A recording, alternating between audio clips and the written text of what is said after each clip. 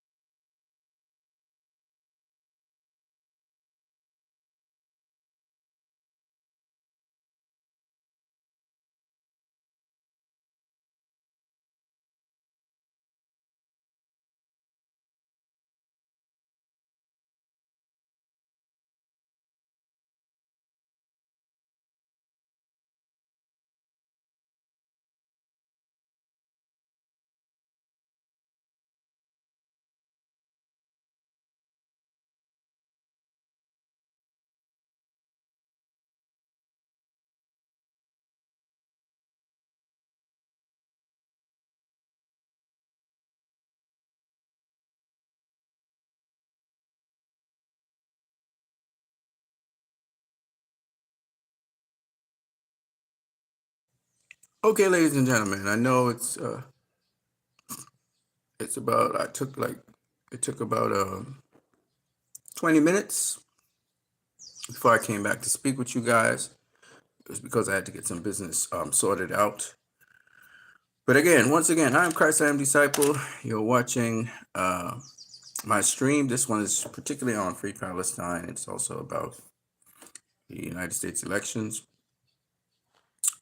and elections in general. And as I said before, you can like, share, subscribe. You can also donate via PayPal. So the first 20 minutes of this stream, just absolute silence. I'm sorry about that. Hopefully we can edit that out. But the rest of the stream, hopefully you guys will be able to get some content that's really good. So you can donate via PayPal. The link is in the description. This stream is brought to you by LIVE Products. Live now. We're live right now. The range of products, as you can see, 5 different drinks. You have orange, Morby, grapefruit, fruit punch, and sorrel. And then you also have household cleaners. You have disinfectant, fabric softener, liquid detergent, and dishwashing liquid. LIVE Products. Check it out. If you're in the Trinidad area, you can get these products. They are on sale. You buy a certain amount, you get a discount. So check it out. You can contact me, inbox me on Facebook. You can inbox me on Twitter, Instagram, YouTube, okay? All social media.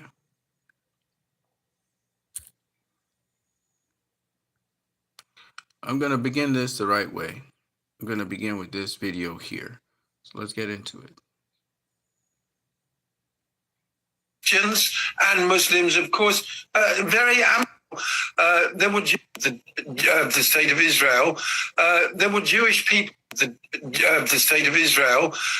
There were Jewish people living in historic Palestine, Christians and Muslims, of course, very amicably, very peacefully. Zionism is a political ideology of Jewish supremacism, which means that the land is for them and only them, and that they have a historic, biblical, and every other right to basically kick everyone else out or make them their serfs. And they're very open about that within Israel. We don't hear that in the Western media at all, of course. All we hear is that this Jewish homeland must be defended at all costs because of historical events this century and in previous centuries and some ancient right to the land that they have. But I mean, the right to the land is no more valid than the Romans turning up in Britain and saying we were here 2,000 years ago, we want it back, or the Vikings or any of the other pre-1066 invaders. It's total nonsense.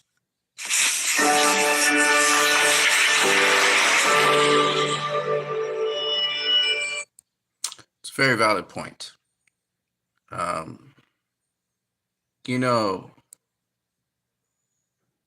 many cultures have used holy books for their advantage. They would exclude certain things and then they would include other things when it's to their advantage. For example, slavery. It says servants be loyal or obedient to your masters. And that's what slavers used to enslave the African slaves. That's the scripture they quoted. They never quoted the scripture about in Christ Jesus there is no slave, male or female, Gentile or Jew, slave or free. And I didn't speak about that. All right, so he makes a very valid point that the claims that they say that 2,000 years ago they claimed the land. First of all, those so-called Jews who are saying that, are they even practicing Jews? That's the first thing. Second of all, there were Jews in the land. There were Jews in Palestine who had been there for 2,000 and more years. They've been in Palestine almost forever, generationally. They who were staying in Palestine didn't have a big issue with what was happening. It's the Jews that came from Europe that decided that this is going to become a Jewish state. And this Jewish state, mind you, is not one based on religion. It's one based on genealogy, that our forefathers on this land. I don't need to practice Judaism. I could be an atheist. But I'm going to quote what God has promised my forefathers.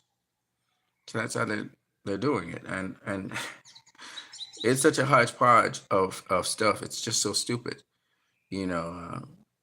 Because when they say Jews, what do you mean?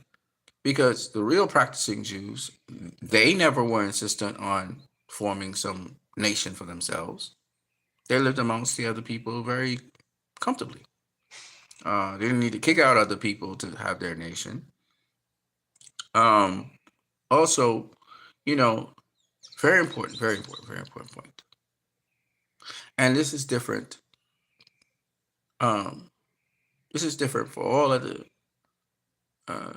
conquering nations. Say a nation conquers another nation, right?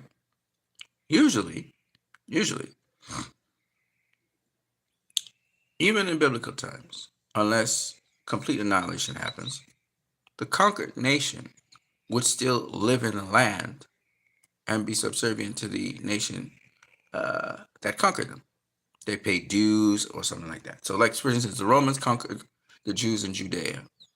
They still had a king. They still had a functioning system, but they had a pilot who would oversee them. So the Romans, when they conquered an area, they didn't drive out the people. They didn't commit genocide. No, they let the people have their culture and whatever, but they would pay allegiance to them, a tax to them, and they would have somebody representative of them there to collect the tax, and they had their military there.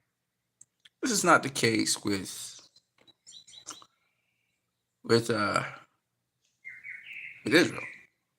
They've kicked out the Palestinians, and they cannot return. They have no right to return. And on top of that, they are occupying some land and brutally overseeing them. So Israel's going to do that too. Well, they're doing it. They're trying to do it in Lebanon. They're trying to do it in Syria. You're seeing the warmongering spread. They're going to attack Jordan soon. They attacked Egypt a while back. So all we see is war, war, war, war, war. And the only time they're going to have peace is when the whole area is Jewish. Or shall I say claimed to be Jewish, because they're not real Jews.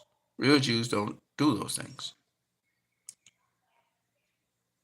Trump will help us go to war with Iran, Ben Gavir. So you see, they want to conquer Iran. They want to conquer everywhere. And they claim the Lord promised them this. But this is just like Nazi Germany. This is just like Nazi Germany. They're spreading and taking up more and more European territory and have to be stopped. It's just that America and the West, some Western countries, are assisting them in doing this. But I wouldn't be surprised the West was also assisting Hitler and the Nazis. I know Italy was, in trying to take over Europe. I just find it interesting. Censor Man makes a joke. This is a parody. Netanyahu Congress speech on July 24, 2024, which is today. And as you can see from my title, arrest him. I don't care how you go about doing it in terms of whether it will last. The important thing, there are big protests in this hotel. He had to move to another hotel. And I hope they give him hell. I hope they give him hell in DC. I don't care if they imprison a whole bunch of people or what. But one thing is very important, that they somehow arrest him. I don't care how you arrest him. Just arrest him and detain him. The environment needs to be hostile. People are inviting him into a hostile territory. I really couldn't care less about the senators and the congressmen. And they can bring how much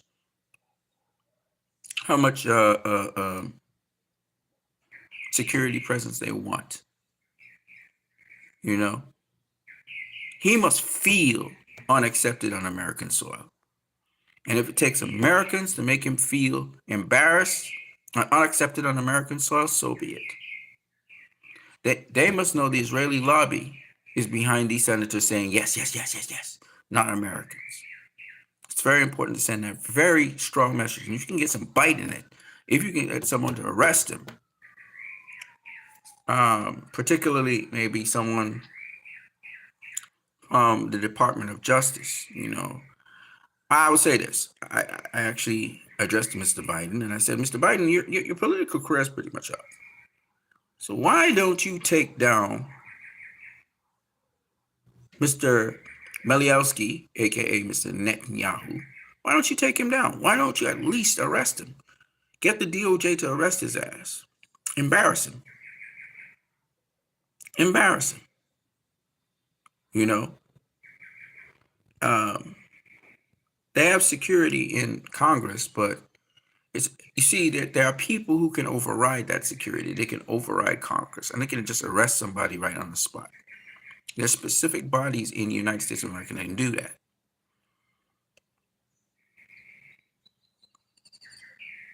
It would be nice for him to be arrested in the middle of his speech.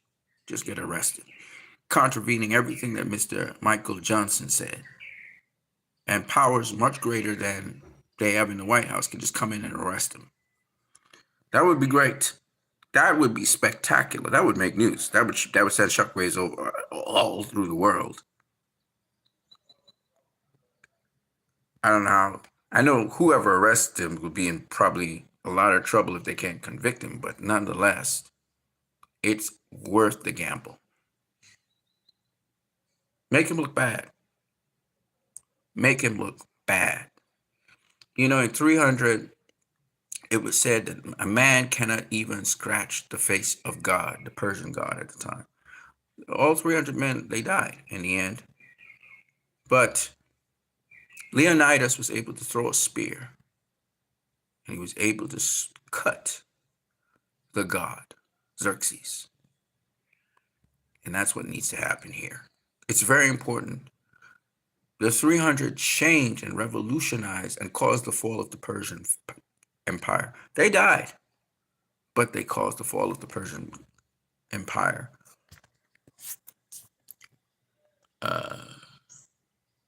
Because of their actions down the line. And this is what needs to happen. For Israel to fall, Leonidas needs to throw that spear and cut Xerxes. Because we know Netanyahu is coming to make his plea. He's bringing one of the hostages, the girl who we saw on the truck, who everybody thought was dead. She wasn't dead. She was very much alive. She was a soldier. So many lies. And he's bringing her to be the sample of the hostages. But if he gets embarrassed, if the gauntlet goes down and he's arrested in the United States of America, he's going to know without a shadow of a doubt that he's under illusion that the United States is with him. Maybe the diplomats are. But as sure as day, not the people. I know Joe Biden doesn't like Netanyahu at all. He's doing everything, even though he's a Zionist, he's doing everything to accommodate him, but he doesn't really like him. And I say, Joe, you need to take this dude down. At least have a different government. And there's one in the wings waiting, Yair Lapid. Yair Lapid, he's not as bad as Netanyahu. He's a better speaker. There's going to be controversy between him and the settlers, but at the end of the day, he's a much better leader than Netanyahu. And maybe what it takes is locking up Netanyahu, even if it's for one day. Get him locked up so that he could be out of the way, because he's a big impediment to negotiations and for a ceasefire. He's the guy that's keeping it back. Yes, Ben-Gvir and Smotrich and all the really, right-wing extremists are also behind it. But with him out the way, and with that bad look internationally about him, sent by America, which was supposed to be his greatest ally, the dominoes will start falling. Because Israel doesn't have much more time. They're running out of munitions. They're running out of money to buy munitions from the military complex in America, the countries. And they're not winning the war against Hezbollah. They're losing that war. They're losing the war against the Houthis. And they're losing the war against Hamas. In the actual warfare, they're losing it. They've lost the political war, and they're losing the physical war. And for Israel not to get annihilated in war, they will need to get rid of this dude who is a warmonger. As the Democratic Party got rid of Biden, they need to get rid of the Israelis need to get rid of Netanyahu. They need to get rid of him. While he's away on this trip, they should get rid of him. When he comes back, he should no longer be prime minister. And let me tell you what the arrest will do. The ICC already has him a warrant out for him. Listen carefully to what I'm saying. The ICC has a warrant out for him. Even a premature arrest in the United States would corroborate with the detractors of Netanyahu in Israel. The people in Israel want him gone. Yair Lapid is lined up to be his successor, or they have another snap election, whatever. But Yair Lapid might be the guy to change the guard. He's much more moderate. He's much more centrist. And he can bring stability to Israel. And he, I'm pretty sure, would negotiate with Hamas, with the hostages, first and foremost. So there would be a ceasefire. Maybe he'll go back into Palestine with special forces and other things and do other things. But for sure, there'll be a ceasefire with Lapid. And Lapid might have more reason and be given to reason, even under the extreme pressure he will have from the settlers, the extreme settlers, which he'll have to handle domestically.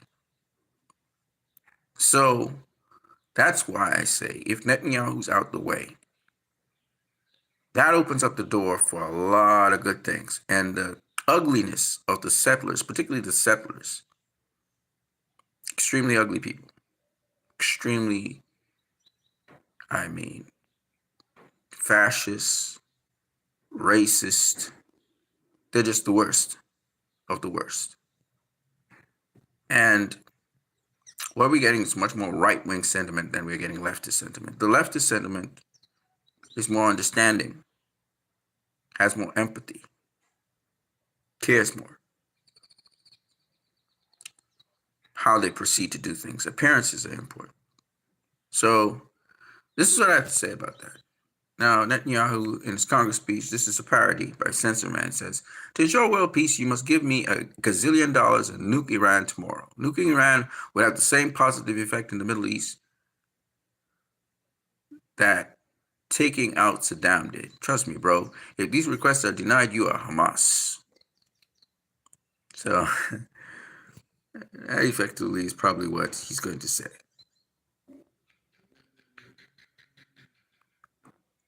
Now, I want to show you something. It's a little bit disturbing, but I'm going to share it with you.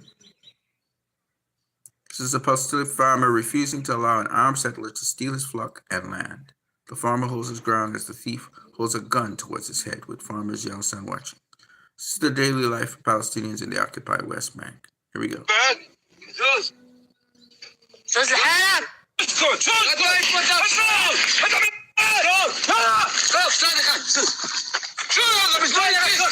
زوز اخوها سخني ها زوز اخوها زوز اسكت شو مجنون انت زوز اخوها دوس لبيت دوس انا على البيت انت دوس لبيت اذا بتمد ايدك باوقت مكان دوس لبيت زوز شو مجنون انت روح اسرح هناك اسكت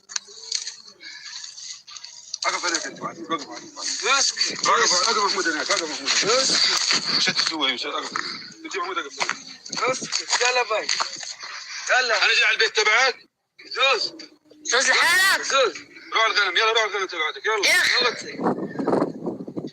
زوز انت يلا زوز سوي زوز يلا زوز ما تسمع زوز يلا يلا انقلع. صور وين الصور؟ زين صادق خالد تاخذتيش. طخني بس اقعد مد ايدك. اشتك لحالك.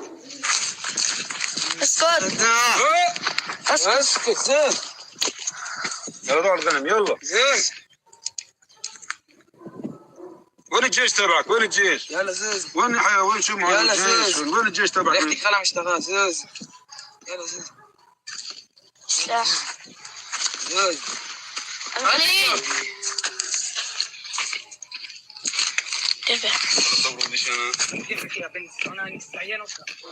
It's a little child. So the child, the big man, he stands up to the little child, and the little child goes back. Now there are these little gangs of youngsters, youth, who go around with soldiers and bully the people in their land. Now, because the people don't have, IDs and they don't have deeds for their land, they're able to steal the land, saying they're illegally there when they met them there. So this is what they're doing, and saying they're illegally there and they need to move.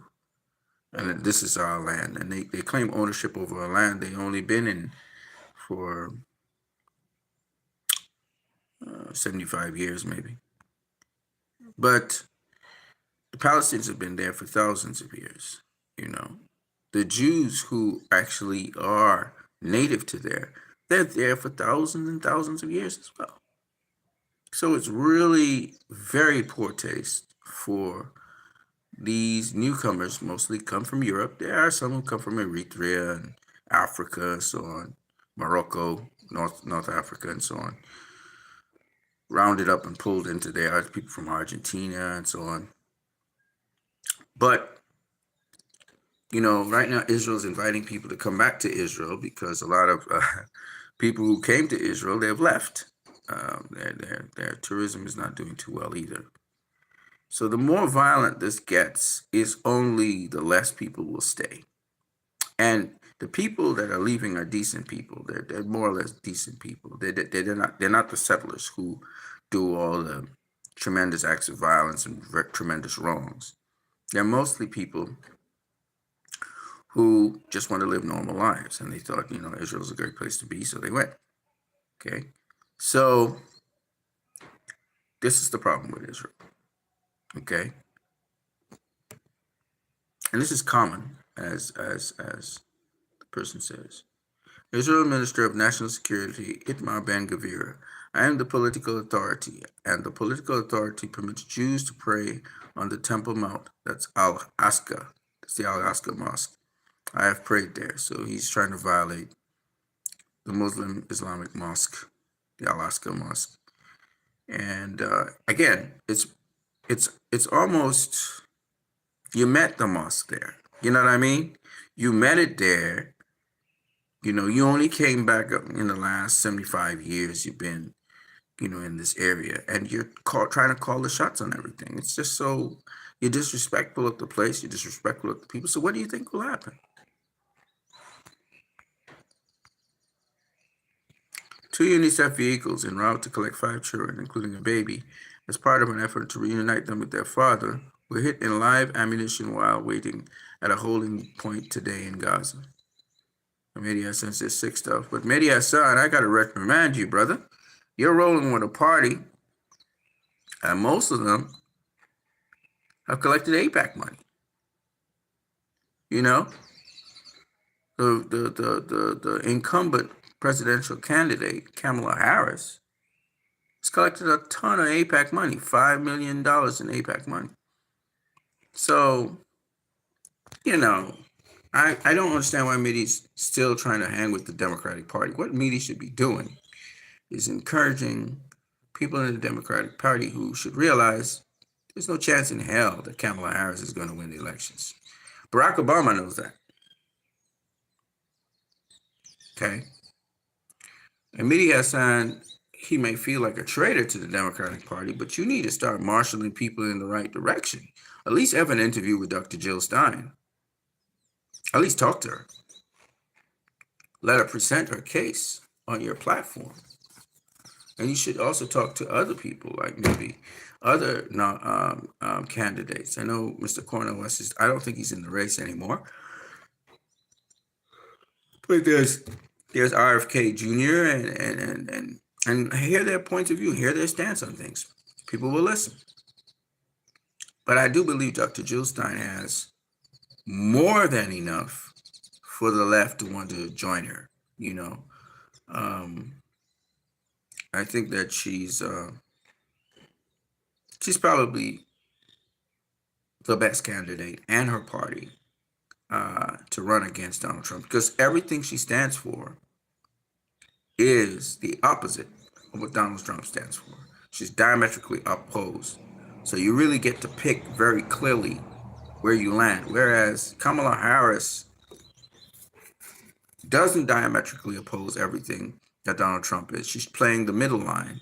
She's saying, you know, what happening to the Palestinian people is bad, but she's not intending to end the genocide or end the war. She's trying to straddle both lines, and that's not going to work. It's just not going to work. You have to be definitive. You have to be distinct. You have to be separate. And Jill Stein is that. Now, for those of you who want to support Dr. Jill Stein, look for her on Twitter. Click on her bio. You'll be able to donate to her. She has no other donations except for people like yourself, constituents and people. So donate to her campaign if you really want to help out. Okay? She doesn't have no Vladimir Putin behind her giving her a whole bunch of money for the campaigns. That's not true. These are all lies that the left is using to try and keep her as a threat. Now, it's very early in the game still, but there are candidates that the Green Party is rolling out in the states where they have enough to fill the ballots. Right now, they're contesting New York and they're contesting a couple other states where they're supposed to have gotten the state money for the campaigns, but they haven't. So they're depending on donations from you guys out there who support them, the Green Party people. I try to do references. I'll try to get people out there. I told you the candidate I would be backing. I'm not backing the DNC, and sure as hell I'm not backing Trump. I back the Green Party. That's the party I would back. In my country, if there was a third option that had, constituents in every single constituency, I would back that person. But I'm probably not going to vote for this election in my country because I'm dissatisfied with both parties. I'm not happy about it, enthusiastic about either. There are the shining lights among the darkness in each party, but I wish the shining lights in each party would form their own party. That's what I feel. And find the people who are effective in the country and coalesce with them and form a party. That would make more sense than just having the same nonsense over and over again. I'm not interested in that. And I could see people piecing out in the electoral process because it's the same thing over and over again. Big business always controlling it. Big business always and taking off the hook, which is not cool. أنا شوف أنا بدي أحكي لك هلا العالم كله بيسمع هلا جيش الدفاع الإسرائيلي لو الناس رفعت علامة بيضاء بدها تطلع من.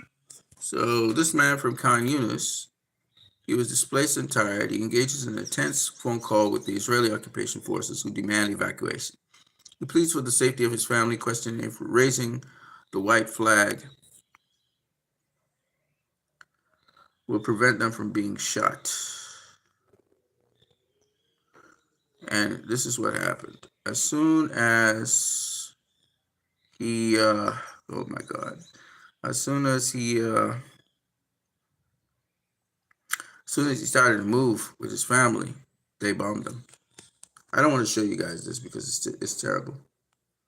But it actually bombed the whole thing. The phone went left and right. So horrible. I do believe that Israel should be banned from the Olympics. Instead, Paris is putting pressure on the Palestinians that they can't carry their flag in the Olympic Games. So there's a lot of, I guess, there's connections with the Israeli lobby and the Israeli groups there that have influence over the people to be able to make that happen. They're trying to crush the Palestinians' feet wherever, but the Palestinians need to be able to carry their flag in the Olympics. More countries need to come out and support Palestine by saying they need to have their own state and flag, and they need to do it now. So that needs to happen. You can't wait on that. You have to make it happen. Otherwise, people are going to use those loopholes to say, oh, well, Palestine's not a state. We don't recognize Palestine, blah, blah, blah, blah, blah. You have to make it happen, and you have to make it happen soon.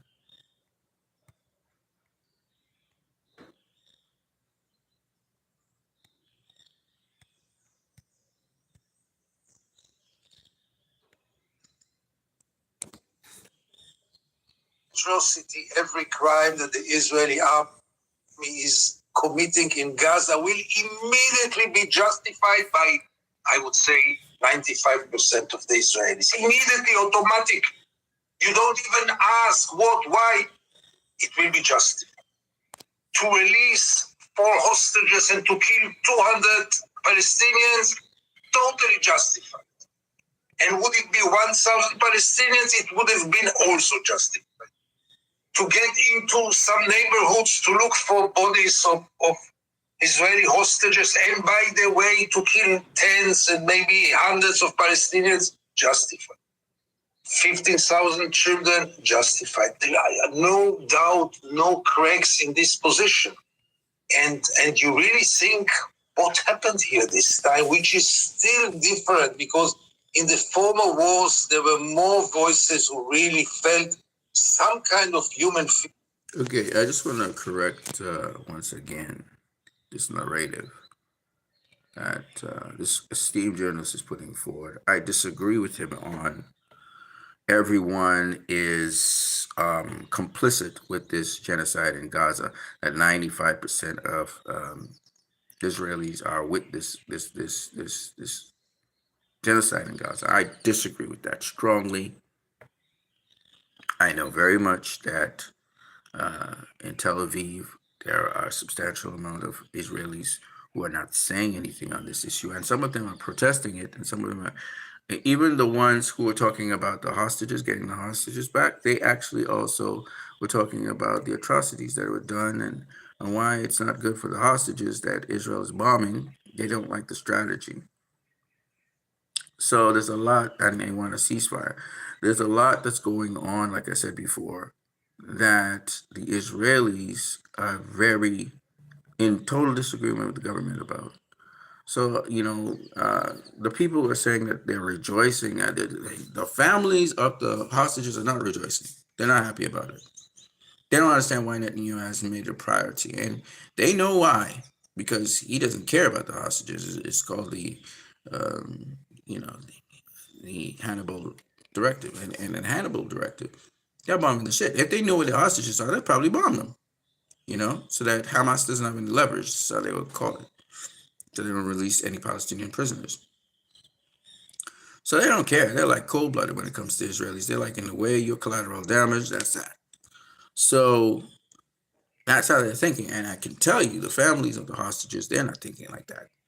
And they're seeing how cruel the government is, and everything's being exposed for what it is. So that's what I wanted to say, So there they are killing. Yet another baby is dead there. Oh, that baby's actually alive, thank God. Still sad.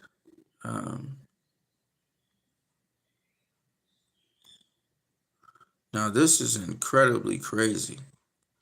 Oversight of our execution of Presidential Drawdown Authority for Ukraine, we discovered inconsistencies in equipment valuation for Ukraine. In a significant number of cases, services used replacement costs rather than net book value, thereby overestimating the value of the equipment drawn down from U.S. stocks and provided to Ukraine. Once we discovered this misvaluation, the comptroller reissued guidance on March 31st, clarifying how to value equipment in line with the Financial Management Regulation and DoD policy to ensure we use the most accurate of accounting methods. We have confirmed that for FY23, the final calculation is $3.6 billion, and for FY22, it is $2.6 billion, for a combined total of $6.2 billion. These valuation errors in no way limit or restricted the size of any of our PDAs or impacted the provision of support to Ukraine. And while the DoD retains the authority to utilize the recaptured PDA, this has no bearing on appropriated USAI or Ukraine PDA replenishment funding approved by Congress. Okay, so They accidentally paid Zelensky $6.2 billion. 6.2. How can you accidentally pay $6.2 billion? Come get the fuck. Do you understand what $6.2 billion could do for housing? Do you know how much projects you can do with $6.2 billion? I was just discussing with another gentleman how Jill Stein can do the 1.5 million houses. Okay.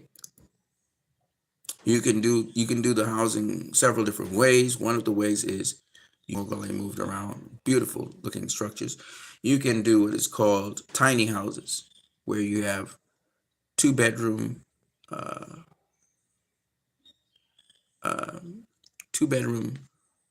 sort of like a condo apartment house. So that everything's kind of in a straight line in a row, and you have your bedrooms, you have your small living room, you have your bath and toilet and all in one.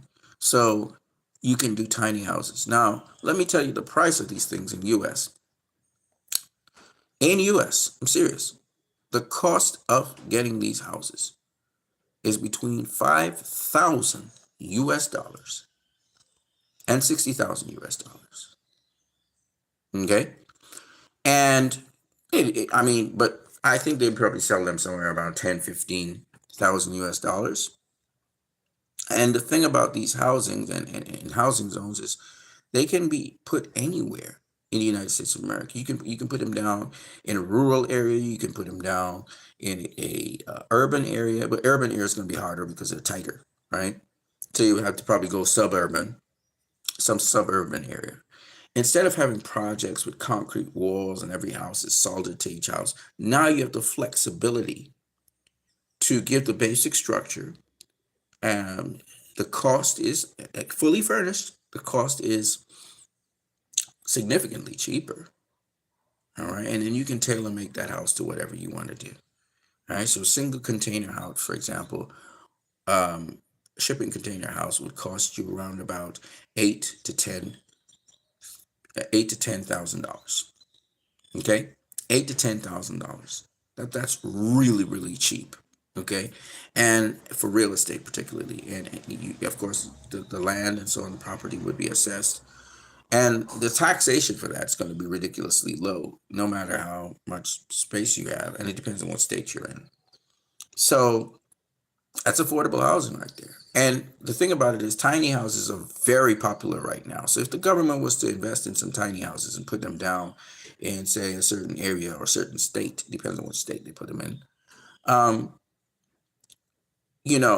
a lot of single and, couple families who are not intending to have children so soon can get the startup, and they have the collateral, they get the real estate, they pay their taxes, they evaluate the land, and that would be beautiful. That's a startup for a lot of people who can't afford housing. They have to rent. In some places, the rent is as expensive as the housing we're talking about. If the bottom end of housing, if you were to get like a basic container house, a basic container house could start at about $3,000. It's basic. It's like a garage. It's got, basic utensils. You got a bed. You got, it's built into the house. You got a bed. You got a toilet, bath. You got electricity. Everything can connect up on the outside, but it's basic. It's not beautiful. It's not bougie. The bougie ones are like $8,000 to $10,000. But like the basic, and then you can take it and decorate it how you want, is about $3,000 to $5,000. Now think about that. They get these houses real cheap. They sell them back up at, let's say, $8,000 to $15,000. They make profit off of it, right? They make maybe 7,000 US profit. Now think about it. The houses, the construction of the houses, right? Who is constructing these houses? The contractor, which would be subcontracted to the contractor, makes good money off of doing that. You could have solar houses because the houses are not that big. So you have solar panels on the top of the houses. To help, with the electric bills and running appliances and stuff. And on top of that, the inhabitants can pay for those houses with a payment plan once they're working, right? So this is a great plan. And it also is a great plan for stopping homelessness in America, where the government, again, can subsidize some of this cost to get people into homes where, because you're a single person, it's not necessarily a homeless family, you now have your own place with a tiny home, particularly. You get a tiny home where you have your own space, your own thing to decompress, to get yourself in order.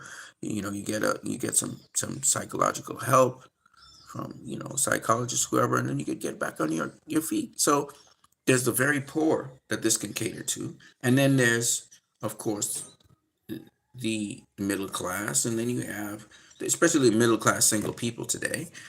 Instead of getting a condo, you get a tiny house, right? And that tiny house could be anywhere. The cool thing about containers versus, say, trailers, right? Because you heard about trailer parks. Trailer parks are mobile, by the way, but containers, they're also mobile. You could take up a container and go wherever you want with a big semi truck. The thing about it is, containers can go anywhere, and it's just based on the building code for that area and the taxes for that. So you can pick up your home and go, say, to Virginia or to Oklahoma or to wherever, right? You make sure that the building code is in order so you can put it down on the land. Maybe you buy a piece of land, agricultural land maybe, and you have your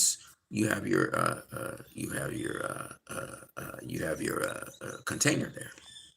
Beautiful home in the midst of the, if you're in the forested area, wherever, you can go wherever. That's the cool thing about it. And set it up with your permits and all the legal documents you need to get. So this is why, the world's more mobile than anywhere else. Why not have a mobile home that you can move around with? There are mobile homes, like literal vehicles that are mobile homes, right? But they're pretty expensive. It's like $100,000 for a mobile home, right? So why not do it the cheaper way? Now you'll have to contract somebody to drive the thing, like with a semi truck or something, to where you need to go. But the point is, you can move. That's what's so cool about that. And so I could see how housing could be very affordable without being like a project housing or, And so as a result of that, now the question will be, it's affordable housing, but you don't want it, you want it decentralized. And you don't want it to be something where just because it's affordable, it means people run it down. Or taking advantage of that opportunity means bringing, gang warfare or drugs or whatever, So that's the caveat. Kita solo? Hey, bro. Just because your IDF doesn't mean you can't support the innocent civilians, bro. Wait, you support innocent civilians or not, though? No, I wish them all to die, every single one of them, even the babies. Bro, you support that? Yeah, I wish them all to die, bro. All of them, every single one. Oh, come on, bro. Do not say that, bro. Come on. This is about to get clipped, bro. Come on, bro. Just say the right thing, bro, please. I don't want to make you look bad, bro. Please. How many followers do you have? Bro, too many, bro. For you to be saying this, bro. Just say you support Palestine real quick, bro. I'll flip it out. You can't do that. You can't be doing that, bro. Bro! Nah, bro. Standing to what he just said. Dude, come for Palestine. Hey, bro. Just because your IDF doesn't mean you can't support the innocent civilians, bro. Wait, you support innocent civilians or not, though? No, I wish them all to die, every single one of them, even the babies. Bro, you support that? Yeah, I wish them all to die, bro. All of them, every single one. Oh, come on, bro. Do not say that, bro. Come on. This is about to get clipped, bro. Come on, bro. Just say the right thing, bro, please. I don't want to make you look bad, bro. Please. How many followers do you have? Bro, too many, bro. For you to be saying this, bro. Just say you support Palestine real quick, bro. I'll flip it out. You can't do that. You can't be doing that, bro. Bro! Nah, bro. Standing to what he just said. Dude, come for Palestine. Hey, bro. Just because your IDF doesn't mean you can't support the innocent civilians, bro. Wait, you support innocent civilians or not, though? No, I wish them all to die, every single one of them, even the babies.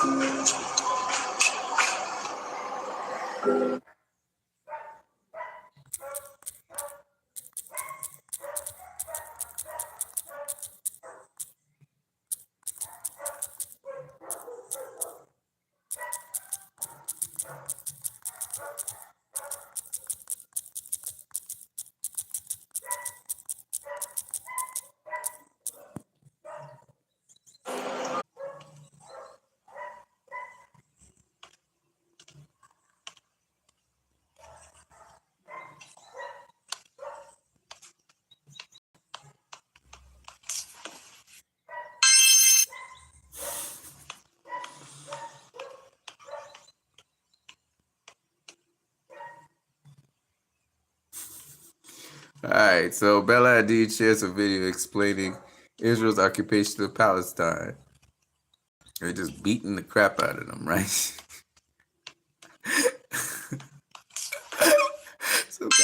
so Palestine goes, so they retaliate, and then everybody's all mad.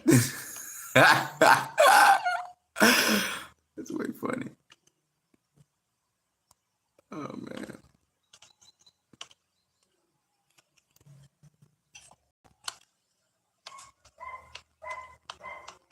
Benjamin Rubenstein, who's a Jewish person. I say Jewish person not to say he's not a Zionist, okay?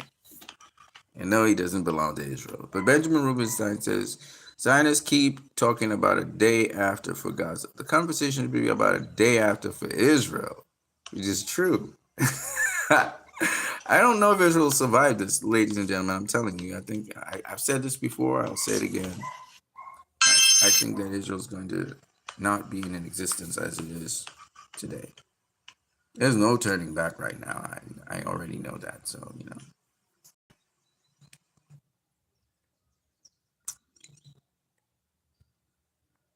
It's kind of sad though, in a way.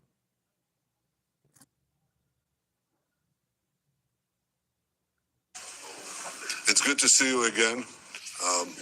We've met, I think, with just about everyone over the years, and I want to thank you for your incredible support at all times, and especially in these trying times. We have no better friends than you, and I don't say that lightly or haphazardly. It comes from the heart. It also comes from knowing how deeply you're committed to Israel and how strongly you stand up for Israel and stand up for the truth, stand up for our common heritage and our common values. So I want to thank you on behalf of my wife, Sarah, and myself, on behalf of the people of Israel, on behalf of the state of Israel. It's good to see you. Well, there goes the war criminal talking. The devil himself. Okay. So let's get to some other stuff here. Let's get some other stuff here that I want to talk to you guys about. That's Mohammed Shafar. He's a UN officer.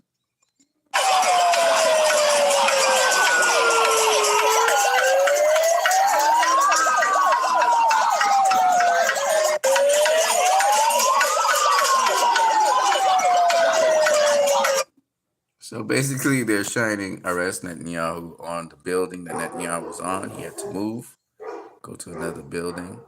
You have all the security there trying to keep people at bay. But, you know, listen, man, he's on American soil. Whatever y'all need to do, don't do nothing crazy, of course. But go through the right channels and ensure that you can arrest this dude. I tell you, man, it's necessary that you get him arrested. You know, he should never want to come back on American soil without something happening, and something has to happen. That's the only way you guys gonna rattle him, rattle the system. You have to somehow break through. It's not enough to protest him, because the media is not going to cover that. There has to be something very drastic that the media has to now spin and all this other stuff and talk about Hamas and all this crazy stuff. Trust me. But yeah.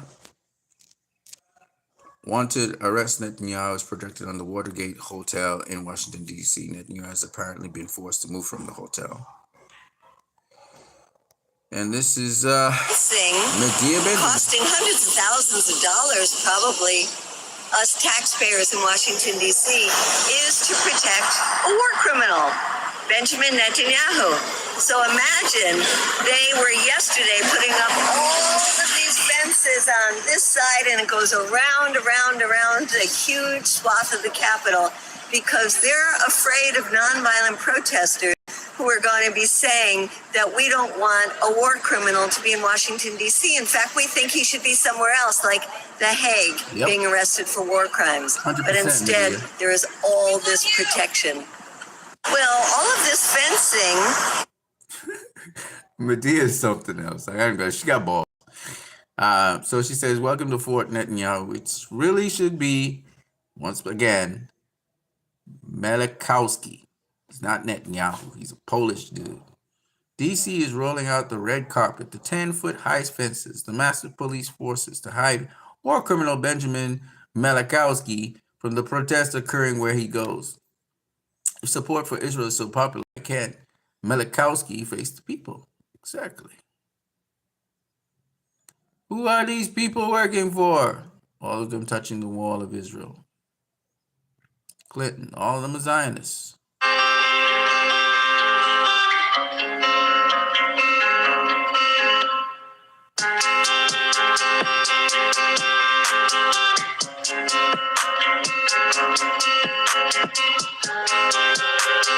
Prince William too. Wow. Pope Francis. God dang. Justin Bieber.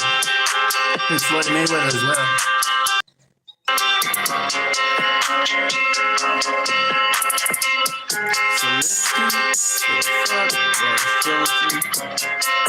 Emmanuel Macron.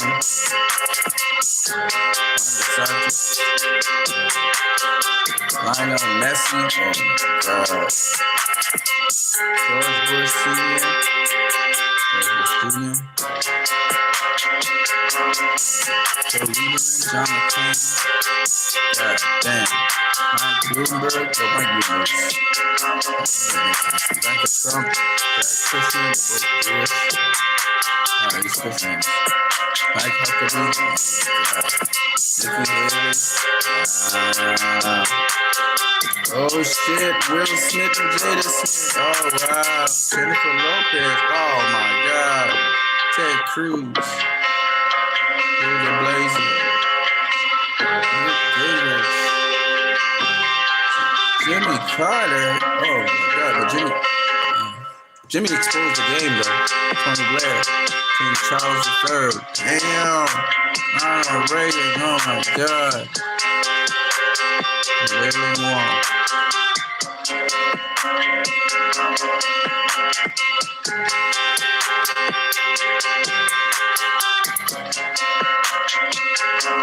That's messed up, you know. Chinese Prime Minister,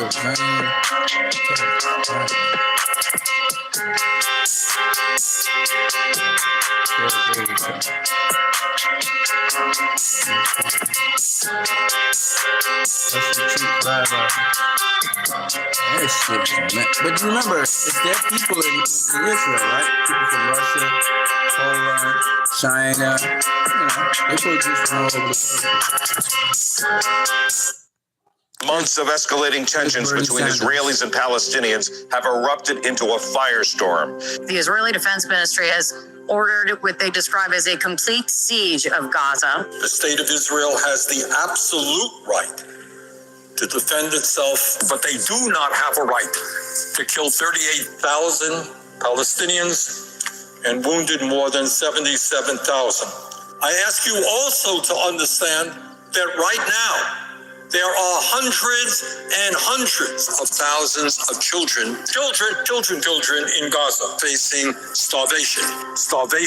Facing starvation. A stop to the bombing is critical to save innocent men, women, and children in Gaza and secure the safe return of hostages. I do not believe we should be appropriating $20 billion, $10 billion, another $14 billion to Netanyahu's right-wing extremist government in Israel to conduct a horrific and immoral military campaign.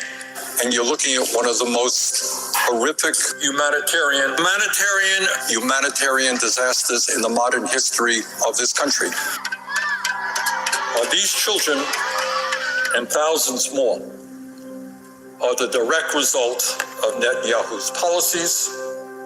I personally believe that Netanyahu is also a war criminal.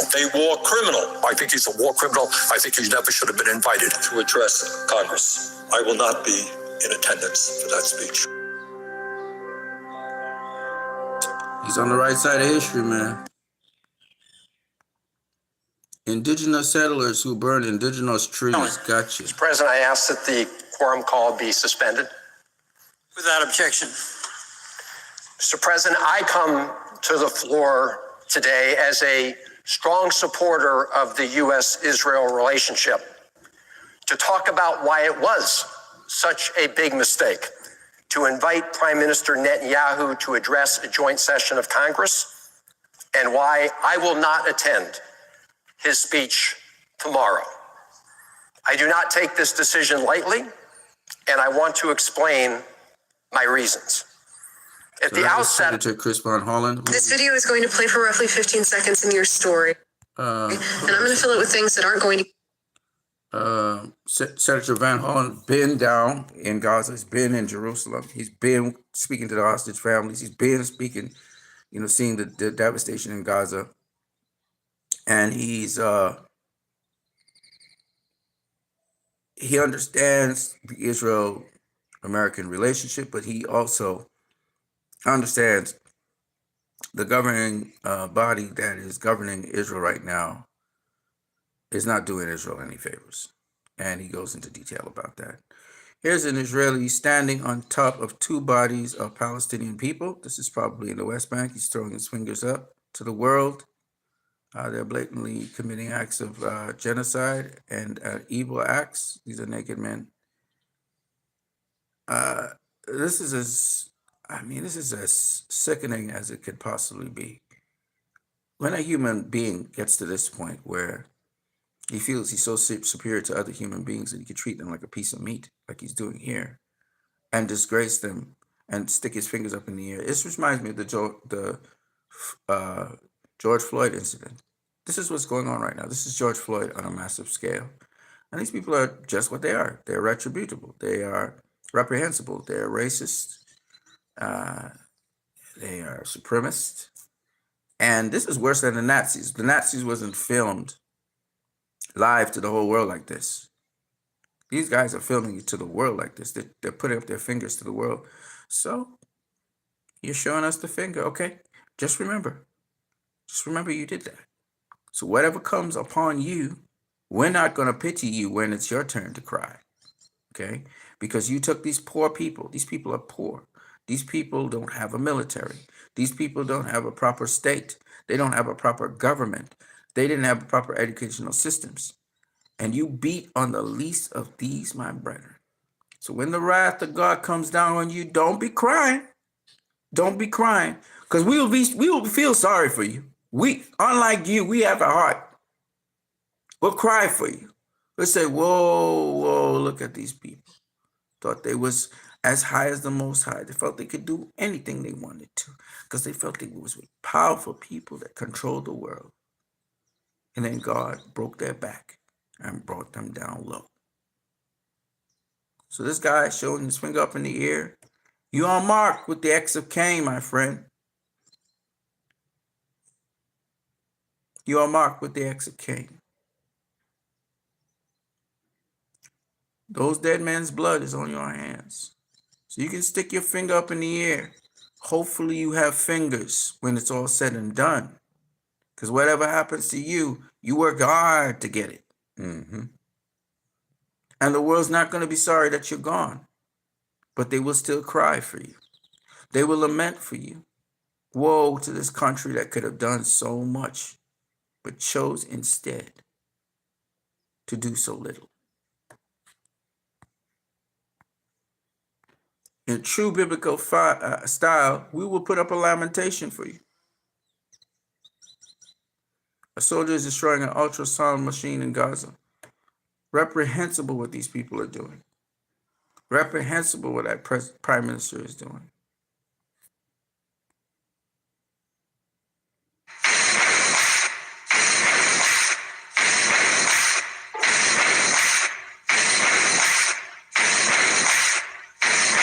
So these are products that are associated with Israel, and financing them likewise.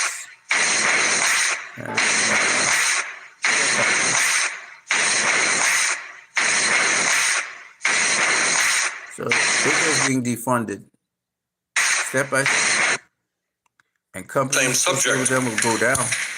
Madam President, tomorrow, Wednesday, will be a unique moment in congressional history. Throughout the many years of our country, leaders from dozens of countries with all kinds of political backgrounds and persuasions have been invited to address a joint session of Congress. Can't you shut up? To the best of my like this. Turn this off and that will turn off. Okay. Just in, Japan officially imposes sanctions on Israel settlers for violence against Palestinians in the West Bank. So the sanctions are coming in. The BDS movement is working. They got it to the International Court of Justice, and they made their sanctioning rule, and now countries are falling in line. So you now have Japan, which is an ally of the United States. You have Brazil, South Africa. You have Ireland. You have Spain. You have Norway, which has stopped shipping arms, and they're probably going to stop. You have Turkey. Saudi Arabia has now joined in. They're not going to ship things to there. We have the Houthis. We have Lebanon and Syria there against, of course, Israel. You have certain countries in Africa. In fact, the African Union is right now against what's happening, and I presume through the Union they will bring sanctions as well. And you have some other places in Europe which are backing down bit by bit. America even pronounced Gavir and Smotrich as, I believe they call them terrorists that need to be arrested. So there's a lot going on. Bit by bit, the pressure is closing in on Israel, and they don't have the currency and money and the economy to survive this. And the more damage they get from attacks by Hezbollah, Hamas, and the Houthis is only going to cause more hostilities to them. I don't know why they're doing this. They feel they're very powerful and America backs them. And they need to know America does not back them. That's what they need to know. America does not back them. Congresswoman Rashida Tlaib, who's a Palestinian, says Netanyahu is a war criminal committing genocide against the Palestinian people. It's utterly disgraceful that leaders from both parties have invited him to address Congress. He should be arrested and sent to the International Criminal Court, or could be tried in the American Court of Justice as well. I think that Rashida Tlaib, let's hope and pray that before this day is out, he's arrested. That is what we need to look for, and we'll see how that can go about happening. But in the meantime, I'm going to make sure that everybody knows he's a war criminal, and I'm going to make sure that whatever can happen so that he can be arrested will happen. This is very intense. I've seen children die. I am no stranger to death. But seeing a little boy bleed to death on a stone-cold hospital floor has got to be one of the worst deaths I have ever witnessed. I have never seen death like this, on a loop, endlessly horrific, over 111 bloody days. The mother in me has sobbed endlessly today, wanting to hold this baby close. The doctor in me has screamed into an abyss at my helplessness. What reality is this? I don't know how to exist in a world that allows this, that allows for children to be bombed, maimed, and killed, that allows them to bleed to death alone on hospital floors. I don't know how to exist and accept this.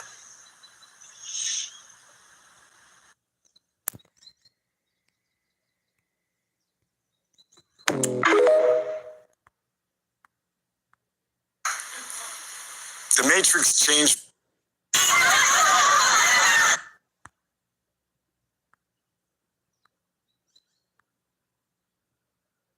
We talked about this.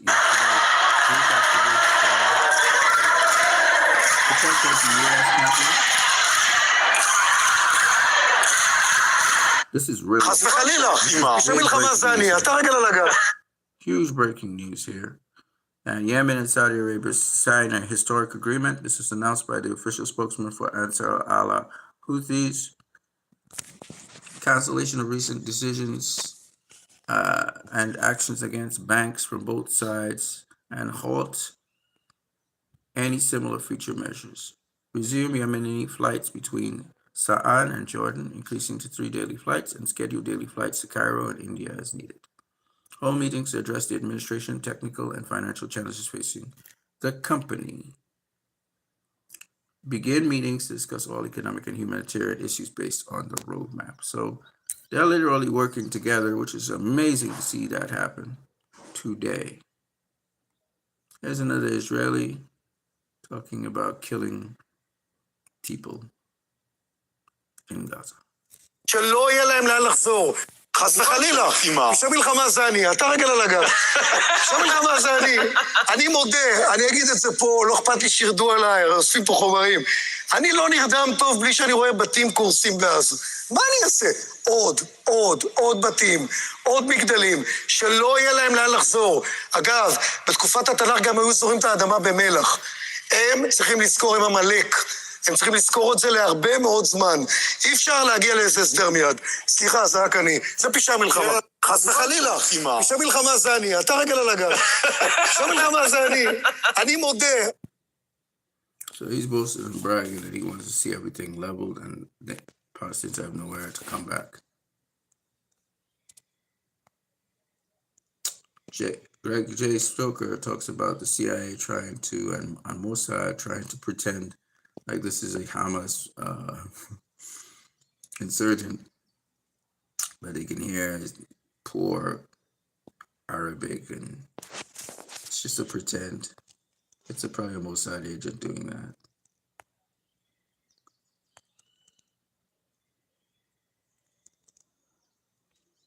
Here's Media Son. Listen to this. I want to be the first one too, but I appreciate the question. I wanted to see what your thoughts are on what's happening with Bella and Adidas right now. It's really unfortunate, but since she hasn't made a statement about it, I don't want to be the first one to, but I appreciate the question. As a non-Hadid, can I make a statement? I mean, sure. Yes, of course. My view is, what the F is Adidas doing? And I'm British, so I say Adidas, not Adidas. Adidas.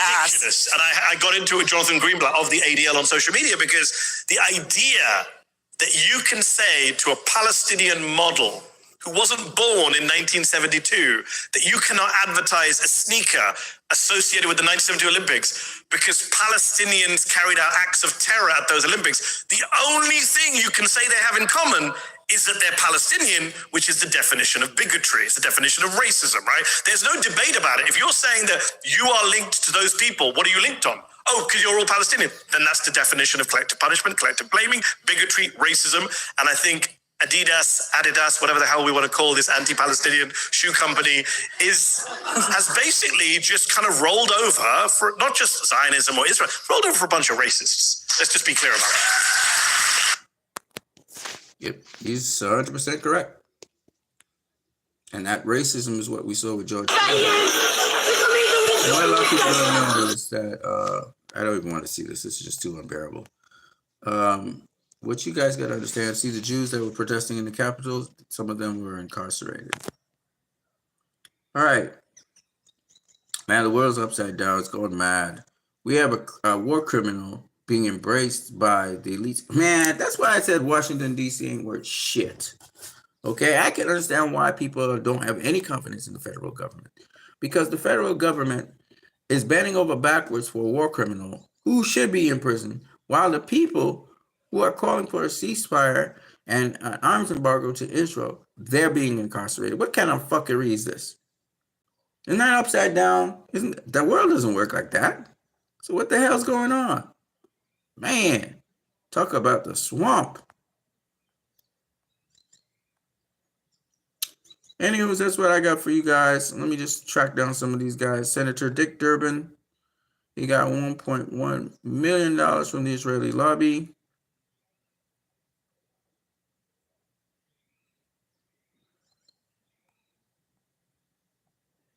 Trying to find some others here. Starbucks founder Howard Schultz, one's company has reached critical point of decline amid global boycott. Boycott his ass, man. Boycott his ass. Mike Lawler, he's also an APEC recipient, and he's trying to put a spin on the Jews who were protesting in Congress. President Putin says Russia's nuclear arsenal is much more advanced than America's. I don't know if it's more advanced, but I know it's more plentiful.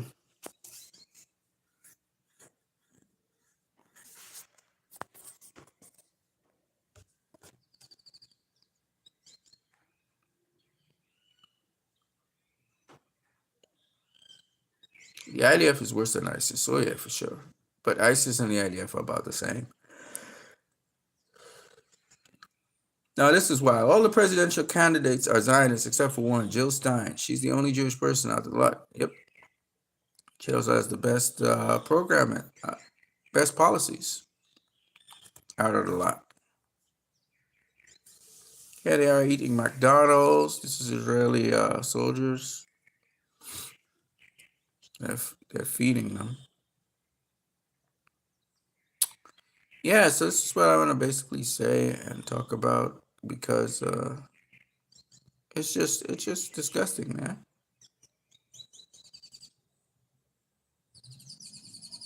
The Green Party endorses answer coalitions and arrest Netanyahu process to take place in D.C. on Wednesday. It's happening. The Greens will participate. So the Green Party is there. They're there also.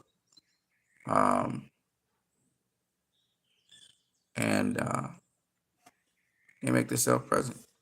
Debbie Schwartz, she's trying to devise some sort of law where she can try and quell free speech and make criminals and terrorists out of people who are anti-Zionist and anti-Israel's policies concerning the Gaza war, which is so naive and stupid.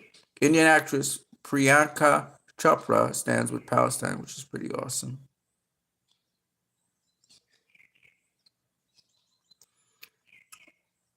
Oh yeah, some more people were killed yesterday from the IOF, and 90 were wounded in Khan Yunis yesterday, and I think some more were killed again today. So they're killing people left, right, and center. There are also mercenaries in there who are doing that as well. So where the Israelis are not good at doing it, mercenaries are cleaning them up. That's what I got for you guys for now. When it comes to Free Palestine, in terms of elections, I can give you one little pointer I think is important to cover here. In terms of elections, Jill Stein, like I said, needs the majority of the Democratic base, and she'll also need the Republican base to be able to win the election. I think, as I said before, it's about presenting the truth, exposing the lies that each party brings forward to the table that is not going to happen because they're not going to deliver it. And showing how Jill Stein and the Green Party is different. So that's what you guys have as your task ahead of you. I'll catch you guys later. I am Christ I Am Disciple. Don't forget you can donate via PayPal as well as you can support if you're in the Trinidad and Tobago area. LIVE products. I'll catch you guys later. Peace.